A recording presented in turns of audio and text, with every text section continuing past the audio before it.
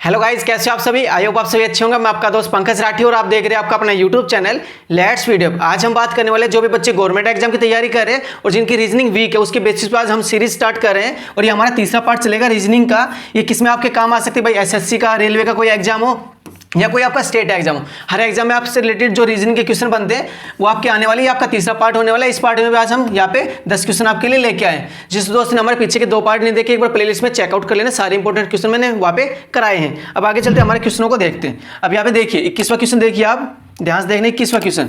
इस क्वेश्चन में क्या बताएगा भाई, एक सीरीज दे रखी है, जैसे भाई आपका हो गया ब्राजील, रसिया, चाइना, साउथ अफ्रीका और यहाँ पे आपका दे रखा है क्वेश्चन मार्क। तो आपको बताना भाई क्वेश्चन मार्क की जगह पे क्या आएगा, विषम छाट नहीं है, आपको बताना भाई क्वेश्चन मार्क की जगह पे सीरीज को कौन सा ऐसा जो फॉलो करेगा। तो ध्यान से देखना, जो देशों के नाम दे रखे हैं तो यहाँ पे देखा जाए तो जैसे BRCS यहाँ पे इतना बन रहा है, तो आपने देखा होगा ब्रिक्स सम्मेलन होता है BRICS, ये दे रखा आपने।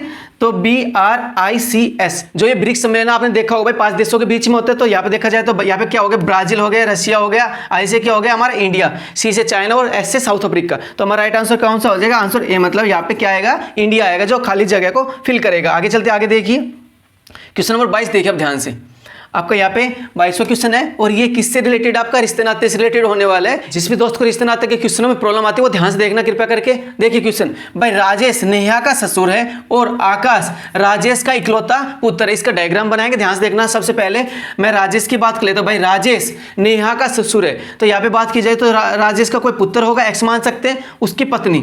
तो यहाँ पे क्या हो जाएगा, इसकी पत्नी हो जाएगा, ठीक है। ये कौन हो जाएगी, नेहा हो जाएगी, ठीक है। आप एन से डिनोट कर लेते हैं। भाई जो राजेश है वो क्या है, नेहा का ससुर हो गया, यहाँ पे देखा जाए तो ससुर, ठीक है। तो उसके बाद क्या, इतना बन गया हमारा डायग्राम। उसके बाद क्या गया, आकाश राजेश का इकलौता पुत्र है, एक ही पुत्र है, तो ये एक्स किससे डिनोट हो जाएगा हमारा, आकाश से। इतना याद रख लोगे भाई, इकलौता पुत्र हो गया हमारा आकाश, किसका, राजेश का।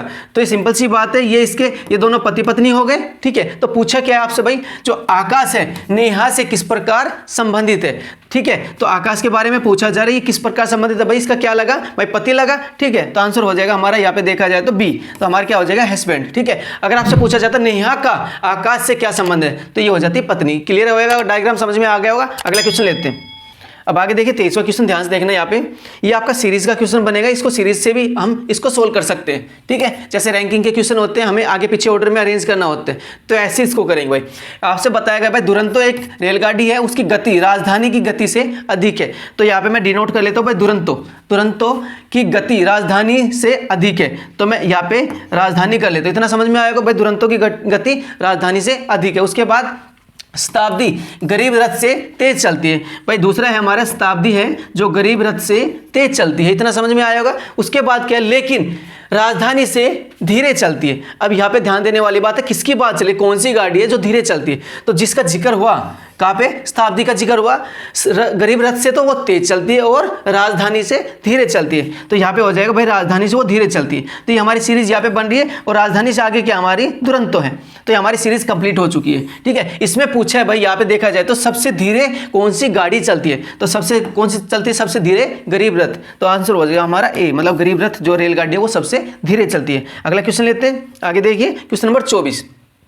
ये आपका सीरीज का क्वेश्चन, इसको अरेंज, ये जो क्वेश्चन आपका डिक्शनरी के अकॉर्डिंग क्वेश्चन होने वाले, इसको अरेंज करना है। जो डिक्शनरी है अल्फाबेट के हिसाब से हमें अरेंज करना। देखिए ध्यान से, अल्फाबेट आपको याद हो गए होंगे ए से जेड तक, उसको देखना ध्यान से। भाई ए सभी को पता है 1 नंबर पे आता है, यहाँ पे देखा जाए सभी में ए है, तो ये आपका 1 नंबर पे आ गया। इसके बाद एम कितने पे आता है हमारा, यहाँ पे 13 पे आता है, बी कितने पे आता है 2 पे आता है, और एम 13 पे आता है, सी 3 पे आता है। तो इन चारों में सबसे छोटा हो गया हमारा ये, मतलब बी दूसरे नंबर पे। तो पहले नंबर पे ये हो गया सबसे छोटा वाला। उसके बाद दूसरे नंबर पे क्या आता है हमारा, ये हो चुके, इसको मैं क्रॉस कर देता हूँ। पहले नंबर पे आपका कौन सा आया, सेकंड नंबर। पहले नंबर पे आने के बाद हमारे 3 ऑप्शन बन जाते हैं, तीनों में चेक कीजिए कौन सा आएगा। देखिए उसके बाद 13 13 3, तो दूसरे नंबर पे हमारा क्या बना, यहाँ पे दूसरा बन गया, ये चौथा वाला, ठीक है, ठीक है। उसके बाद अगले 2 और बच गए, एम एम, इन दोनों में एम है। उसके बाद यहाँ पे ए 1 पे आता है, उसके बाद इसमें भी ए है, ये भी 1 पे आता है। टी कितने पे आता है हमारा, यहाँ पे 20 पे, और इसमें एल है, एल कितने पे आता है हमारा 12 पे। तो हमारा तीसरे नंबर पे ये हो गया और चौथे नंबर पे आपका ये हो गया। तो समझ में आ गया होगा आपका, अल्फाबेट के हिसाब से हमने अरेंज कर दिया। तो पहले नंबर पे हमारा कौन सा, दूसरा है, उसके बाद कोमा लगा के हमारा चौथा हो गया, उसके बाद हमारा ऐसे कर लेते हैं, उसके बाद अगला कौन सा, तीसरा हो गया,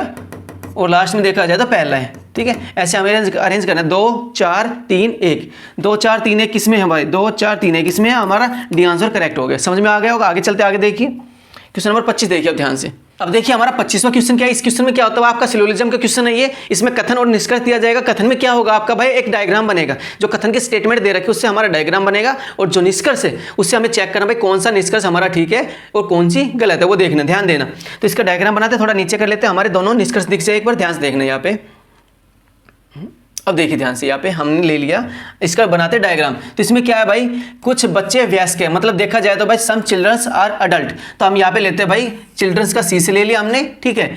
और यहाँ पे सम की बात हो रही, मैंने कुछ हिस्सा ले लिया यहाँ पे चिल्ड्रंस का, मतलब बच्चों का कुछ हिस्सा ले लिया। उसके बाद वयस्क का मतलब अडल्ट की बात मैं कर रहा हूँ, यहाँ पे मैंने कुछ ले लिया, ठीक है। एक डायग्राम बना, उसके बाद हमारा मतलब इसमें कुछ बच्चे वयस्क हो गए, मतलब अडल्ट हो गए। उसके बाद दूसरा क्या हमारा, कुछ वयस्क बूढ़े हैं, ठीक है।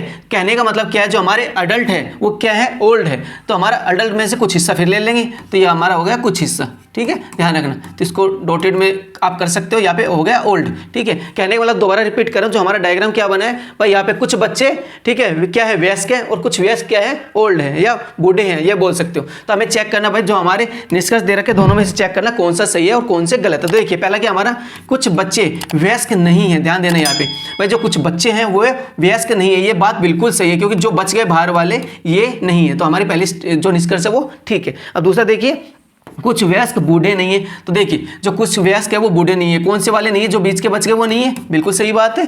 तो ये हमारे दोनों स्टेटमेंट ठीक हो जाएगी। तो पहला और दूसरा दोनों ही ठीक है। तो हमारे जो ऑप्शन मिलेंगे उसके हिसाब से हमें चेक करना है। तो देखिए इसमें केवल पहला केवल दूसरा, ना तो पहला ना दूसरा, और दोनों ही फॉलो करे, तो हमारे दोनों फॉलो करे, तो हमारा आंसर हो जाएगा यहाँ पे डी, मतलब दोनों ही ठीक है। आगे चलिए आगे देखते हैं।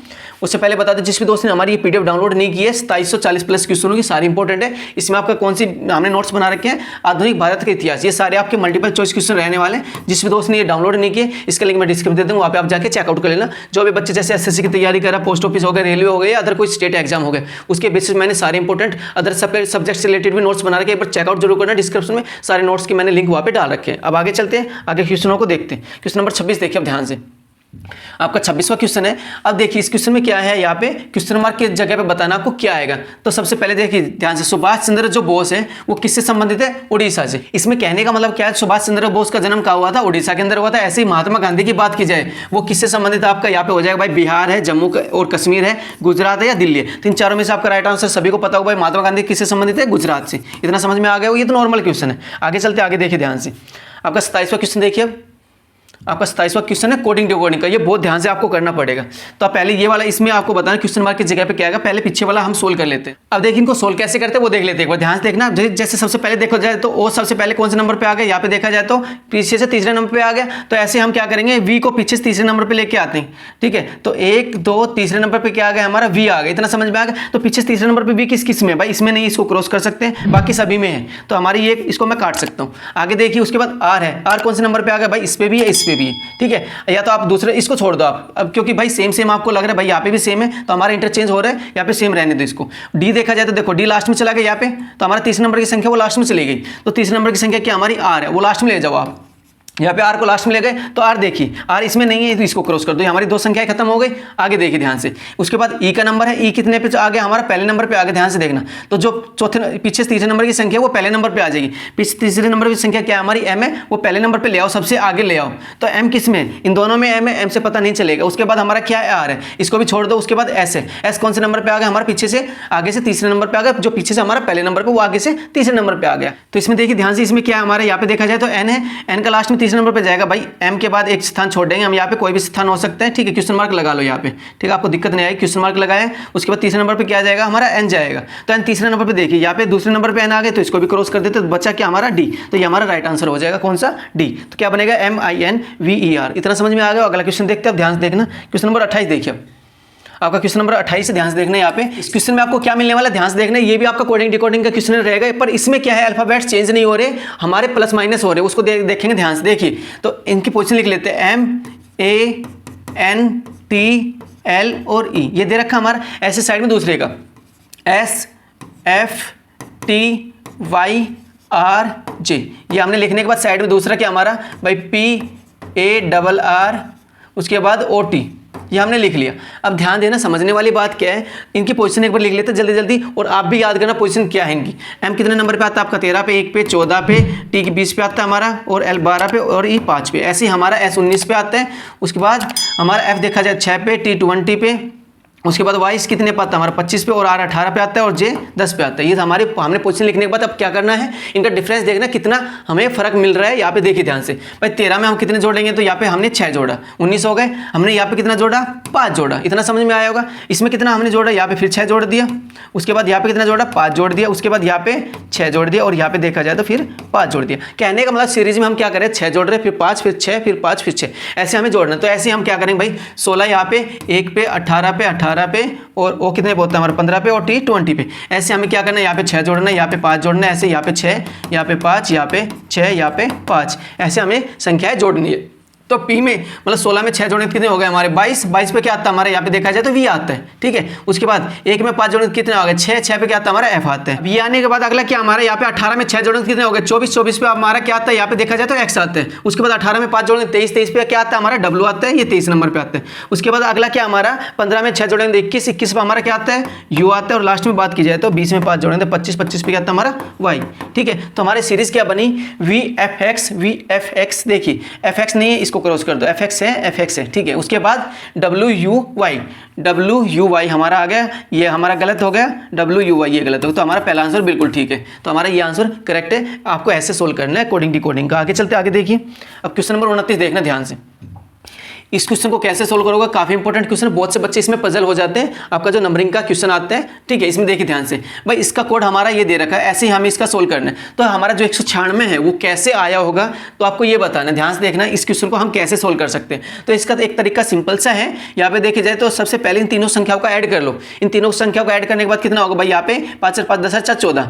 अगर हम 14 का स्क्वायर करेंगे तो कितना बनेगा 196 बनेगा। तो हमारे यहाँ से इससे हमें पता चलेगा भाई तीनों का जोड़ करके हमें इसका स्क्वायर करना है। तो हम ऐसे ही इसका करेंगे भाई, 7 और 3 10 11, 11 का हम स्क्वायर करेंगे तो कितने हो गए हमारे 121 हो गए। तो हमारे 121 ऑप्शन में देख लेते हैं, हमारा आंसर आ चुका है 121। तो हमें क्या करना है, ऐसे क्वेश्चनों में आगे वाली संख्या को ऐड करना है, ठीक है, और उसका स्क्वायर करके देखना है, ऑप्शन चेक कर लेना, उसके बाद आपको पता चलेगा। ऐसे ही बाद वाले में करना, सबका जोड़ करके उसका स्क्वायर कर दो। आगे देखिए हमारा 30वां क्वेश्चन, ध्यान से देखना, यहाँ पे आपका 30वां क्वेश्चन है। अब इस क्वेश्चन में क्या करना, ध्यान से देखना भाई, हमें 4 ऑप्शन दिए गए, हमें समीशन छांटना सबसे अलग कौन सा है। वही सेम क्वेश्चन है पीछे वाला। तो देखिए भाई, हमारे ऑप्शन भाई कुचिपुड़ी हो गया, उसके बाद कथक हो गया, भांगड़ा हो गया, और पोंगल हो गया। तो इनमें बात की जाए तो ये हमारी डांस फॉर्म हो गई, और ये देखा जाए तो हमारा क्या है फेस्टिवल है। तो हमारा सबसे अलग कौन सा है फेस्टिवल, मतलब कौन सा है पोंगल। ये हमारा समझ में आया होगा। आगे चलते हैं, ये हमारी सीरीज कंप्लीट हो चुकी है। जिस भी दोस्त को ये पीडीएफ चाहिए वो डाउनलोड कर सकता है। रीजनिंग की जो ट्रिक है हमने सारे इंपोर्टेंट बना रखे, और हमने ट्रिक के सोल्यूशन भी दे रखे। यहाँ पे आप देख सकते हो सारे इंपोर्टेंट जो ट्रिक्स हमने बना रखे, आप इसको डाउनलोड करना, और आपके एग्जाम के हिसाब से बहुत इंपोर्टेंट होने वाली है, ठीक है। ये रीजनिंग की ट्रिक थी। इसका मात्र प्राइस कितना रखा मैंने 54 रुपए रखा है। अदर नोट्स से रिलेटेड आपको नोट्स चाहिए, वो भी आपको जैसे हिस्ट्री, ज्योग्राफी, पॉलिटी, इकोनॉमी, सबके नोट्स आपको डिस्क्रिप्शन मिल जाएंगे, वहाँ पे आप जाके एक बार चेकआउट करना। आई होप आपको ये वीडियो अच्छी लगी हो, अपने दोस्तों में इस वीडियो को जरूर शेयर करना। जो भी हमारे चैनल पर नया, प्लीज चैनल को जरूर सपोर्ट कर दे, नया चैनल है। तो आज के लिए इतना ही, बहुत बहुत धन्यवाद।